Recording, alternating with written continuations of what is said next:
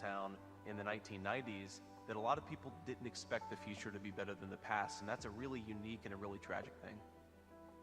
The jobs started to disappear from that community, drugs started to move in, hopelessness started to move in, and so a lot of people who really knew that the future would be better than the past actually found a world that was a lot more difficult and a lot more challenging. I wrote Hillbilly Elegy because I wanted to give people a sense of what it was like to live in a community like mine. I didn't think a whole lot of stories were told about white working class Americans. I didn't think a lot of stories were told about people who were struggling with some of the problems we were struggling with, joblessness, drug addiction, and so forth. And I thought that I could tell a story that would make people understand my family a little bit better, and maybe in the process, understand the struggles of a lot of families. I come from the places that I want to represent, and what we need is to stop sending people that are of the DC swamp. We need to send people who are of the places they aim to represent. I want to fight for the people that I come from. The American media has been laundering foreign disinformation. It is disgusting. Instead of talking about the crises in our country, they try to silence the people who are experiencing them. Who do you want answering the phone? Do you want a person who hides from the friendly American media, or do you want a person who takes a bullet to the head and stands up and says, fight, fight, fight? Kamala Harris, you ought to have respect enough for your own people to enforce their border laws and listen to them. Listen to them when they complain about it. Don't pretend they're bad people. We're not bad people for loving this country. You're a bad person for doing this to the country in the first place.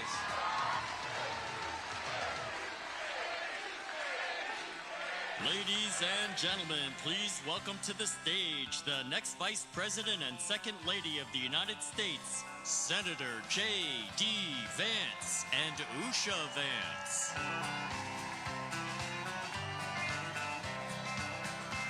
Why don't we liberate these United States? We're the ones who need it worst. Let the rest of the world help us for change, and let's rebuild America first. Our highways and Thank you. bridges. Thank you. Wow, this is beautiful.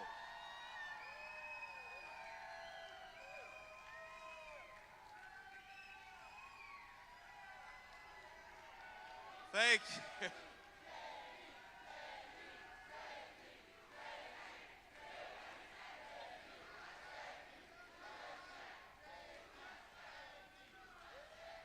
you. Thank you. Look, this is a beautiful place to close out the campaign in Michigan. I am sorry to say that this is the last time that I will be in Michigan as a vice presidential candidate. But if we go out and do our job tomorrow, I'll come back as Vice President of the United States of America. Let's do that.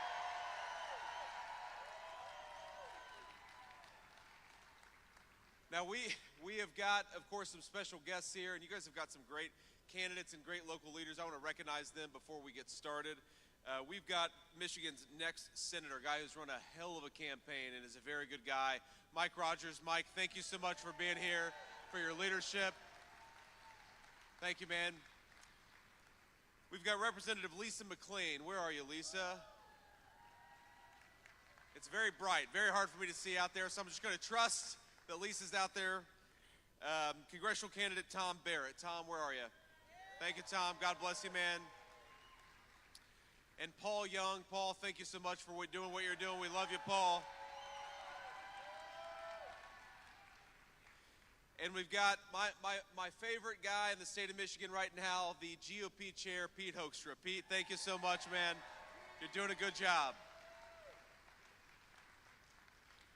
And last but certainly not least, my favorite person, no offense to anybody here, but we've got my beautiful wife, Usha. Thank you so much, honey, for being here and for...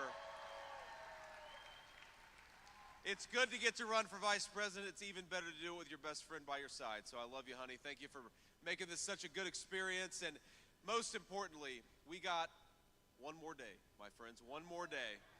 And here's the thing, as I understand it, early voting is over in the great state of Michigan. So we're gonna get out there tomorrow and take every single person you know. We're gonna get out there tomorrow in Michigan and vote, every single one of us, 10 times. That's what I want you to do in the state of Michigan. No, I mean the legal way. The media, we don't want the Detroit Free Press to write that I came to Flint, Michigan and encourage voter fraud. Here's how we're gonna vote legally 10 times. You're going to take yourself to the polls tomorrow, take 9 of your friends and family with you, and we're going to make Donald J. Trump the next president. Now, driving through Flint, Michigan, I couldn't help but feel a certain familiarity, because even though I believe this is the first time I've ever been in Flint, Michigan, I know that the story of Flint is unfortunately the story of way too many communities all across the state of Michigan, and it's the story of my community in Middletown, Ohio, which is that for too long, a generation of American leaders has failed to do their job for communities like Flint, Michigan. For too long, we have been left behind, we have been ignored, we have been neglected. We have had a generation of American leaders who have shipped American jobs overseas and brought in millions upon millions of illegal aliens. Well, in just tomorrow, that is going to stop, because when we bring Donald J. Trump back to the White House, we're going to put our citizens first.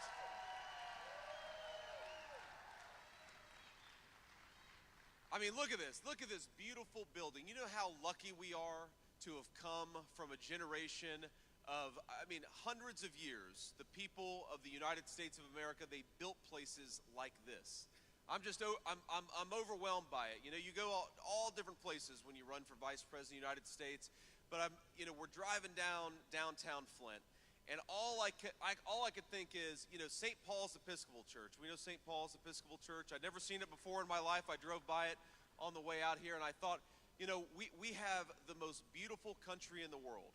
And for hundreds of years, Americans built beautiful buildings because we wanted our citizens and our people to be surrounded by a reminder that we have the capacity in the United States of America to do great things. We are descended from the people who, with pocket calculators and slide rulers, built rockets to go to the moon.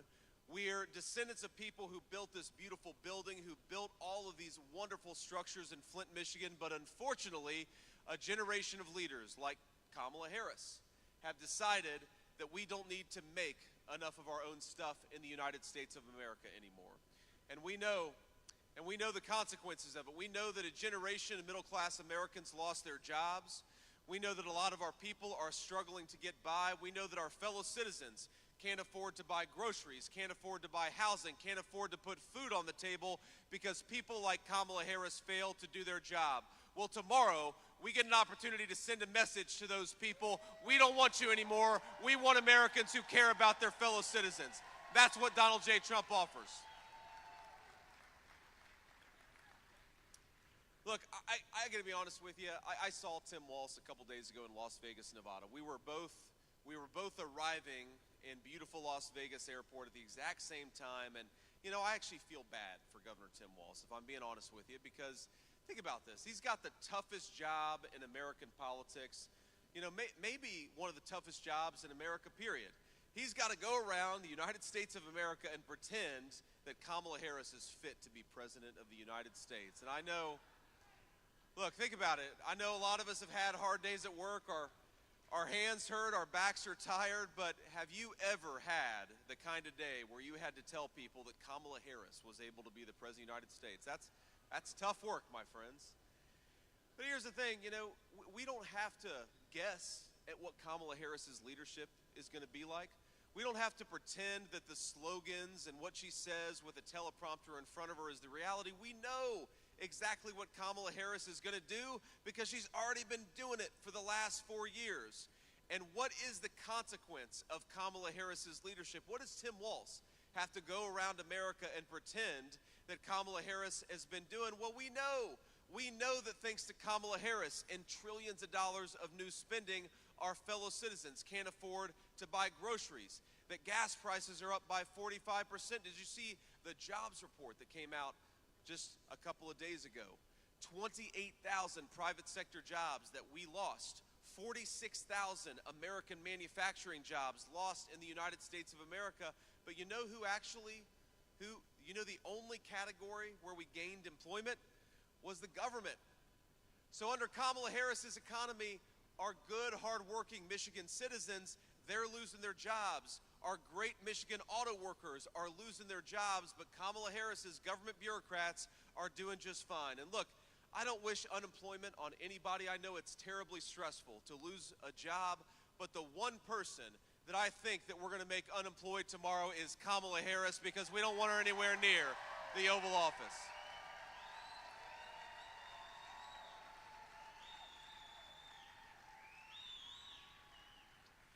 So say a prayer if you're a praying type. Say a prayer for Tim Walz, because he's got the toughest job in American politics. And meanwhile, I've got the easiest job in American politics. Because think about this. I don't just have to tell you about Donald Trump's plans, even though we've got a lot of great plans. I just have to talk about the record of Donald J. Trump in office.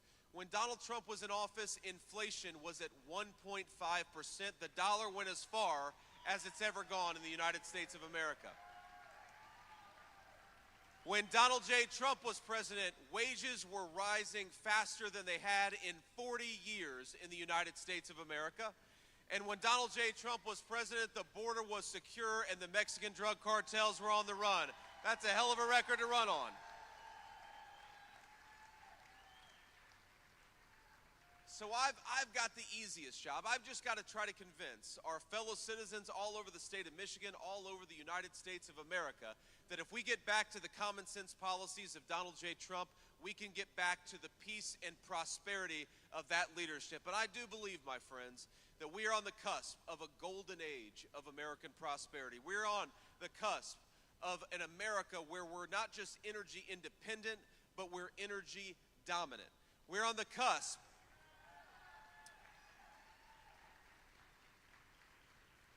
We're ready to make the American dream of homeownership affordable for millions of young Americans all over the state of Michigan and all over America. But the thing that we've got to do, the only thing that we can do to unleash that golden age of American prosperity, is to get Donald J. Trump back in the White House. So let's go and do it, and let's do it together.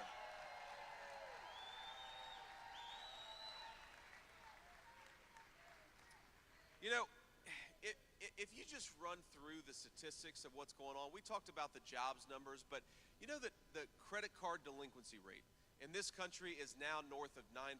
That means that over 1 in 11 of our fellow citizens cannot afford to pay their bills. 1 in 8 auto loans are in delinquency right now. That means a lot of our fellow citizens can't afford to make their car payment because of Kamala Harris's economic policies. This election is not just about giving the American people a better president, though that's obviously a big part of it. This election is fundamentally about whether the American dream is going to be affordable for our fellow citizens. And I think that we have got to do better. There are so many people out there that are struggling. I know in the city of Flint and all over this great state, there are a lot of people who are working hard, they're playing by the rules, and they're falling further behind instead of getting further ahead. Wouldn't it be nice to have a president of the United States who made it easier for American citizens who work hard and play by the rules to afford the American dream again?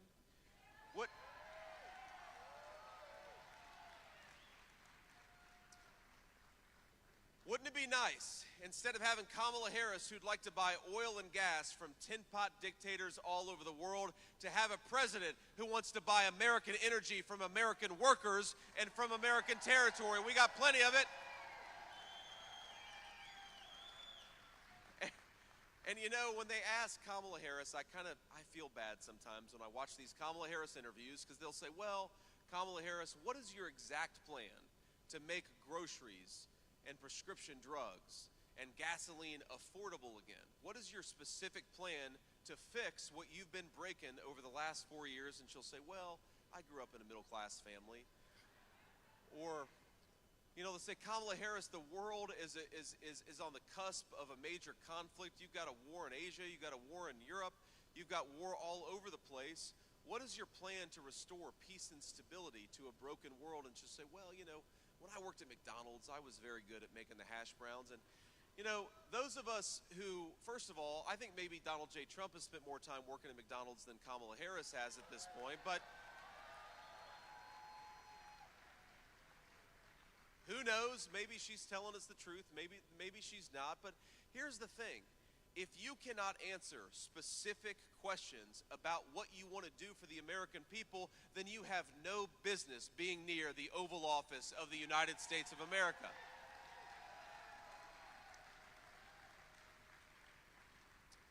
We know what Kamala Harris is going to do because we know what Kamala Harris has already done. She cast the deciding vote on trillions of dollars of new spending.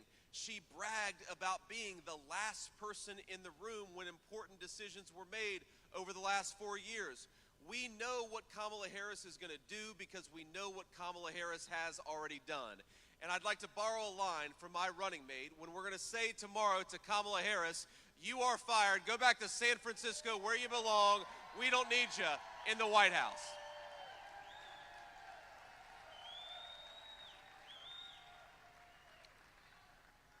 Now, I will say, I've asked you to say a prayer for Tim Walz, and I'm going to say something nice about Kamala Harris. Look at me, being all nice to the Democratic opposition here. But here's the thing I'll say about Kamala Harris. While, yes, she's done a lot of bad things, and she's screwed up in a whole lot of ways as Vice President of the United States, the one thing I'll say about Kamala Harris is that every time she gives an interview, I think we gain about 100,000 votes. And so, you know, what? I said this to the president a few weeks ago. You know, one of our closing campaign strategies, we should just get Kamala Harris out there doing as many interviews as possible, because that's how I think we're gonna persuade the people of Michigan. Because look, when she's got a teleprompter in front of her, she'll talk a big game about how she's going to be different. She'll say a lot about how she's nothing like Joe Biden. She'll even say things like, on day one, we're going to tackle the affordability crisis affecting American families. And I think all of us with a lick of common sense are saying, Kamala, day one was 1,400 days ago. What the hell have you been doing the whole time? Stop talking about doing your job and go and do it.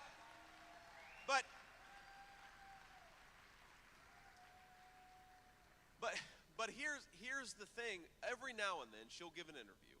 And I don't know if you saw this, but a couple of weeks ago she did an interview with The View. Have you guys seen this interview that she did with The View? A few of you have said no. A few of you said yes. Here's the thing.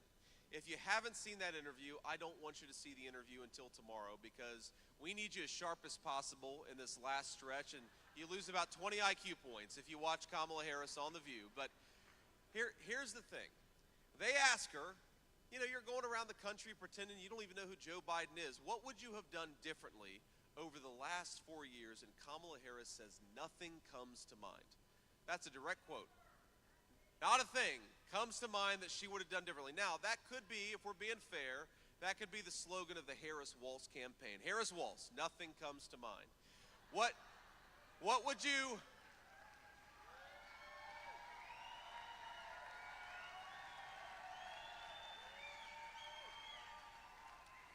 What are you going to do about that wide open southern border? Nothing comes to mind. What are you going to do to undo the broken economic policies that make groceries unaffordable? Nothing comes to mind. That could be, again, the slogan of their campaign, but what it revealed is the lie at the heart of the Kamala Harris campaign, because while she says that she's somehow going to be different, even though she can't give you the details on how, we know that Kamala Harris is more of the same. More of the same unaffordable groceries, more of the same unaffordable health care, more of the same wide open southern border, more of the same failed leadership in Washington, D.C., and I think that Michigan, tomorrow, we're going to vote for a change. We're going to vote to take this country in a new direction. We're going to vote for prosperity. We're going to vote for Donald J. Trump for President of the United States.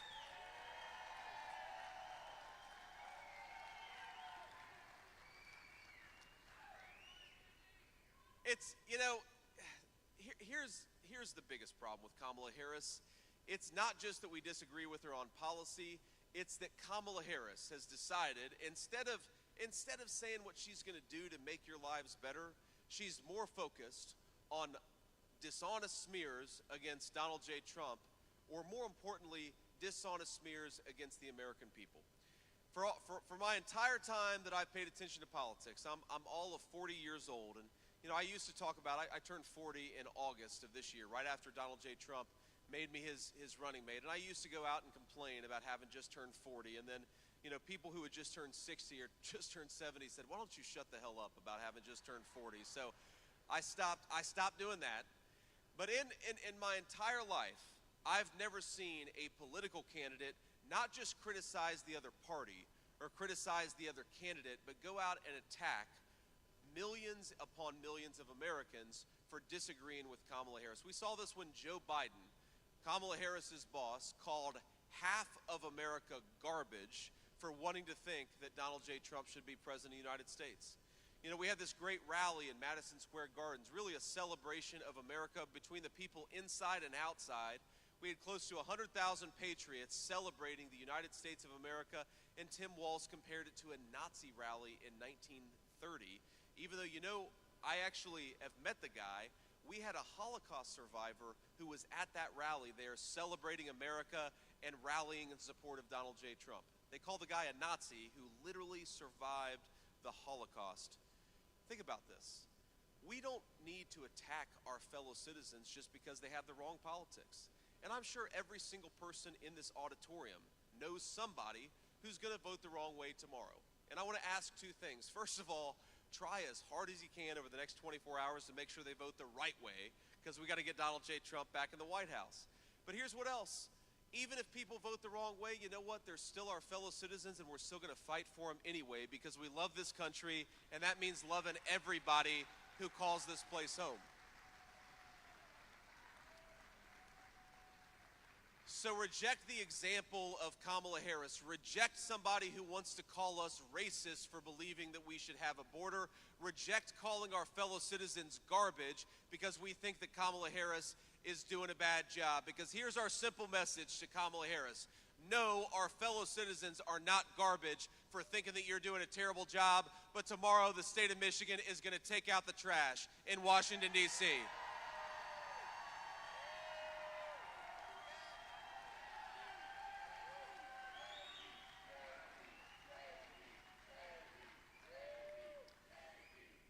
Let me just talk about two other issues because I know they're so important. And the first in particular is the great tradition of Michigan auto manufacturing. I love this state. I say this as a Buckeye, don't hold it against me, but I love the tradition of American craftsmanship represented by Flint, by Detroit, by the entire ecosystem of making great things here in the state of Michigan. You know, when Kamala Harris talks about the electric vehicle mandate, you know that would destroy 117,000 Michigan auto worker jobs. Because of course, it's not just the people, as you all know better than I do, it's not just the people who are assembling the automobiles, it's the people who are manufacturing the components, it's the supply chain, it's the carburetors, it's everything that goes in to that incredible Michigan-built car that makes us so proud, but also employs a lot of good middle-class jobs and a lot of good middle-class Americans. You know, we believe where Kamala Harris wants to destroy the Michigan auto industry with this electric vehicle mandate, you know what Donald J. Trump believes? He believes you ought to be able to drive whatever the hell car you want to because this is America and we believe in freedom. And we believe that when Americans are free to choose to drive whatever car they want to, they're going to choose great Michigan-made automobiles because they're the best vehicles in the world. And you know, Kamala Harris attacks Donald J. Trump all the time, and this is the biggest tell. She's betting on all of us not being smart enough to realize the game that she's playing, but when she attacks Donald J. Trump for wanting to impose tariffs to protect the Michigan auto industry, she's telling you exactly who she's going to fight for. She's going to fight for electric vehicles made in communist China. We're going to fight for Michigan auto workers and all of the middle-class families who depend on those jobs. Because here's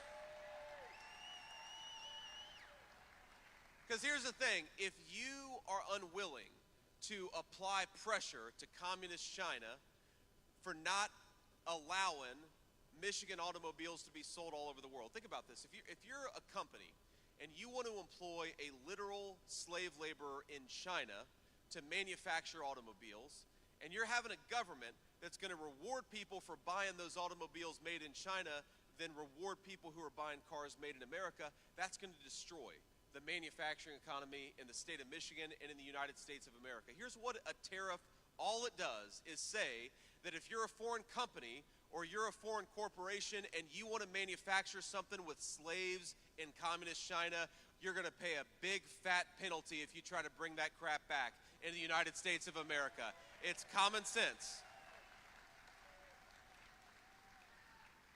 And the other thing that allows you to do is to negotiate with other companies so that we make sure that those great Michigan-made automobiles are being sold not just in North America, but all over the world. If you go to Europe, Mike Rogers knows this, you go to Europe, how many GMs, how many Fords do you see in Europe? None. Because for 40 years, and I hate to say it, in some ways it's been bipartisan, American leaders have refused to say to Europe, you have got to let great Michigan products into your markets. In 2 days, my friends, that changes, because no more free ride for Europe and no more free ride for anybody else. We're going to sell everything all over the world because we make the best stuff. So while we're going to protect Michigan auto workers and we're going to protect their jobs, we're also going to fight for public safety in Michigan communities. And of all the things that Kamala Harris has done wrong, of course, I think the most broken policy the last 4 years has been that wide open southern border. And just remember, 4 years ago, Kamala Harris came into office. She bragged about undoing Donald Trump's Remain in Mexico policy. Kamala Harris bragged about stopping construction of that border wall. She bragged about re-implementing catch and release, which opened the American southern border more than any single thing that she's done. And now that she's done it, of course, what are the consequences? We're living with it every single day. I just came from Wisconsin earlier today. They arrested a Mexican drug cartel member who had committed sexual assault against a mother and her 12-year-old girl in Wisconsin. Think about how far we are in Wisconsin from the southern border. Here in Michigan, how many drug cartel members, how many sheriffs have I talked to who have told me that drug cartel members are getting rich off the fentanyl trade right here in the great state of Michigan? We're about as far away from the southern border as you could be, but Michigan is a border state thanks to Kamala Harris's broken policies. And here's a simple principle that will motivate Donald J. Trump's administration is when he is back in the White House, we're going to wage war against the Mexican drug cartels and stop this poison from coming in to Michigan communities.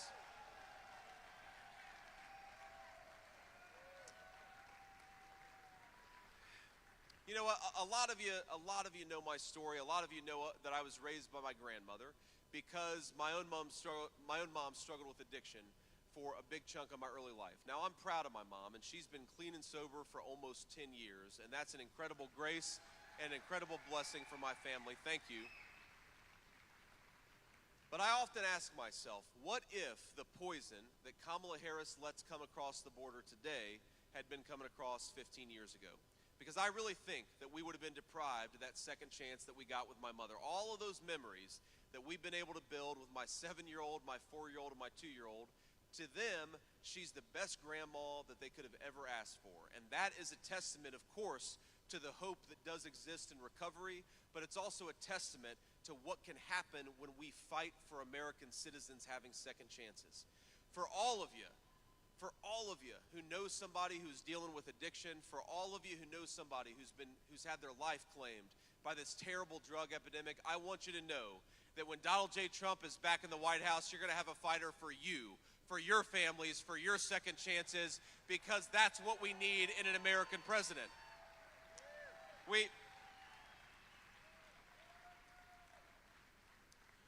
If you think of all the consequences of the border crisis, you think of the fentanyl, the poison that's coming into our communities at industrial scale, thanks to those drug cartels and thanks to Kamala Harris letting them do business in the state of Michigan.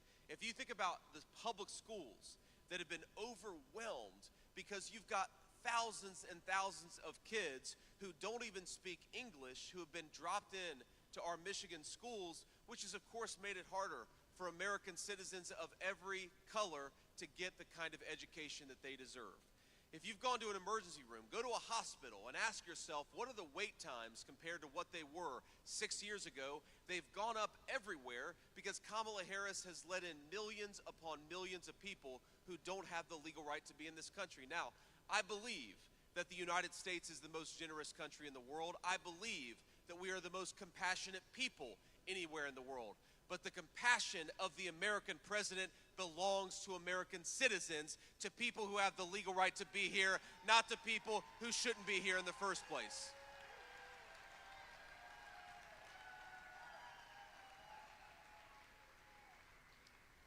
And this is what's got to change about that broken border. This is what has to change about Kamala Harris's immigration policies, is if we continue to let millions upon millions of people into this country illegally every single year, it's going to bankrupt our municipalities. It's going to deprive American children of the chance at a good education.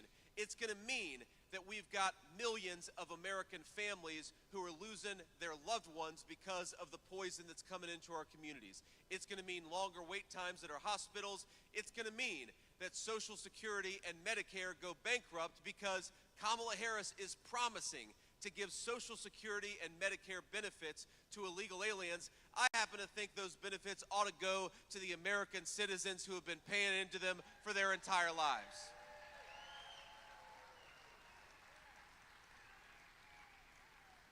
So while Kamala Harris is rolling out the red carpet and offering free medical care, free health care, free housing, and free schooling to people who don't have the legal right to be in this country, Donald J. Trump's message is a little bit different. If you're in this country illegally, pack your bags, because in 3 months you're going back home.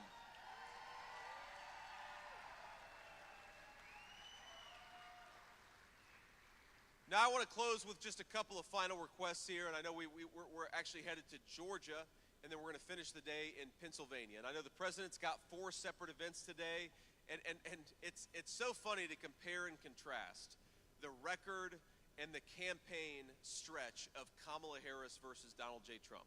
I think that she's in 1 state today. She's in 1 state. President Trump is in 3 states, maybe 4 states today, and I'm in 4. And it's interesting, for all the media lies about Donald J. Trump, and for all of the Kamala Harris dishonesty about my running mate, I think that we've got one person in this race who's got the energy to be president of the United States, and it's the guy who's barnstorming the country. That's Donald J. Trump.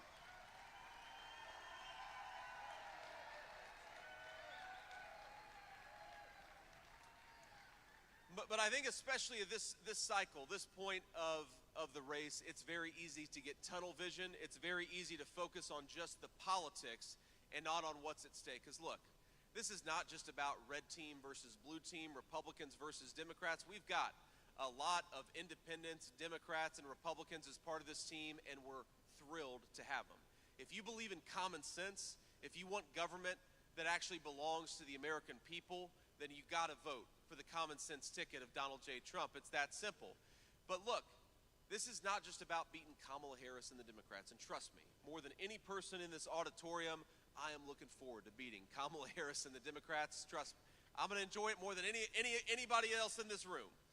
But here's why we got to beat Kamala Harris and the Democrats tomorrow. It's because the American people deserve to have better leadership. It's really that simple. And I